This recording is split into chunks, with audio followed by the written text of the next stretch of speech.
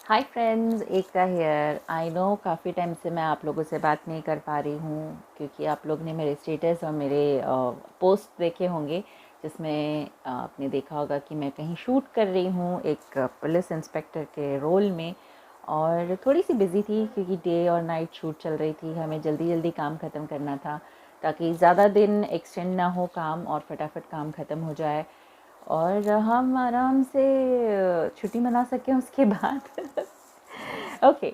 तो जैसे last time भी जब मैं लाइव आई थी तब मैंने काफ़ी लोगों से पूछा था कि आप मुझे टॉपिक बताइए किस टॉपिक पे आप बात करना चाहते हैं। तो काफ़ी लोगों ने मुझे अलग अलग टॉपिक दिए। किसी ने कुछ मेकअप के बारे में पूछा तो मैंने एक मेकअप का छोटा सा सिंपल सा वीडियो बनाया जिसमें मैंने बताया कि मैं कैसे मेकअप करती हूँ। और सिंपल मेकअप होता है मेरा because I am not a makeup artist. तो मुझे जैसे जो आता है मैंने वो किया था, वो वीडियो बनाया था। और आज का जो टॉपिक है जो मैंने चूज़ किया है काफ़ी सारों में से, ये काफ़ी कम लोगों ने कहा लेकिन मुझे ये बहुत पसंद आया तो मैंने वो टॉपिक चूज़ किया था। वो टॉपिक है करेंसी नोट्स।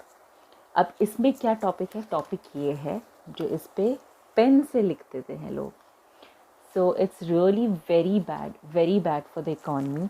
अगर आप पेन से किसी भी करेंसी नोट पे लिखते हैं तो उसकी वैल्यू ख़त्म हो जाती है और ये जो वैल्यू है उसका भुगतान हमें करना पड़ता है। जो टैक्स पेयर हैं उन्हें करना पड़ता है। आपको लगता है आप टैक्स पे नहीं करते हैं? Think again.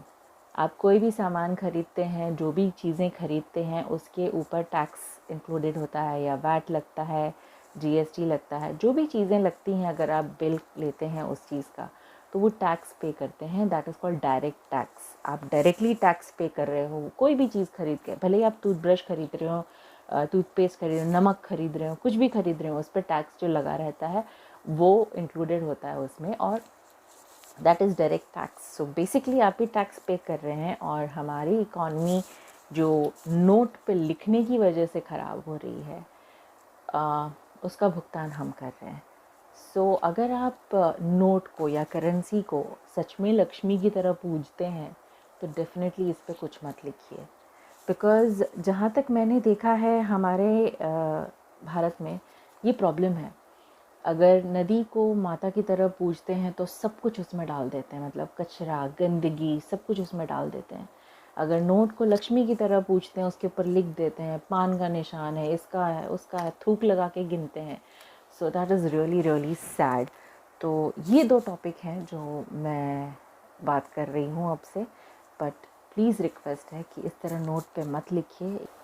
ये हमारी इकॉनमी को भी नुकसान करता है और क्योंकि एक्सचेंज नहीं होता इन नोट्स का। अगर आप फॉरेन कंट्री में जाएंगे, अगर इस तरह लिखी हुई कोई नोट है, पेन से लिखी हुई कोई करेंसी नोट है आपके पास, तो फ़ॉरेन में आपका वो एक्सचेंज करके नहीं देंगे। वो नोट आपको वापस दे दिया जाएगा बिकॉज़ वो लोग नोट पे लिखा हुआ नहीं एक्सेप्ट करते। अगर आपने पेंसिल से लिखा है तो वो उसको इरेज़र से इरेज़ करके दे कैन सी कि ठीक है, तो फिर वो लेते हैं।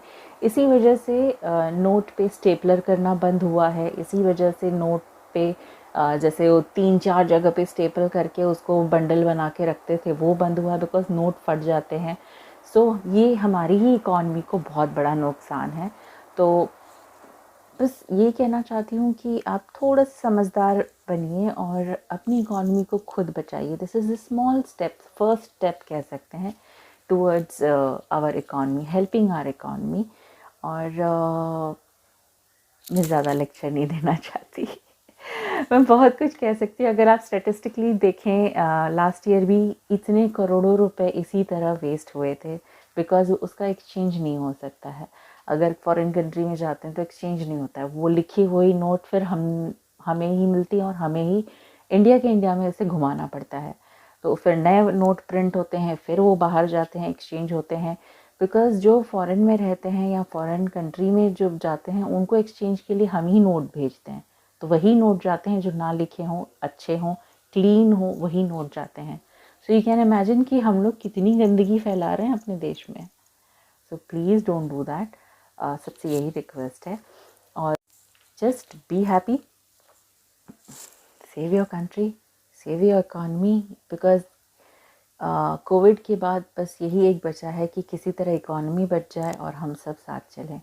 तो जैसे स्वच्छ भारत है, ये भी एक स्वच्छता का पार्ट है कि आप नोट पे पेन से कुछ ना लिखें, गंदे हाथों से नोट को ना पकड़ें, थूक से उसे नोट ना गिनें, स्पेशली अभी कोविड के टाइम पर तो बिल्कुल ना करें।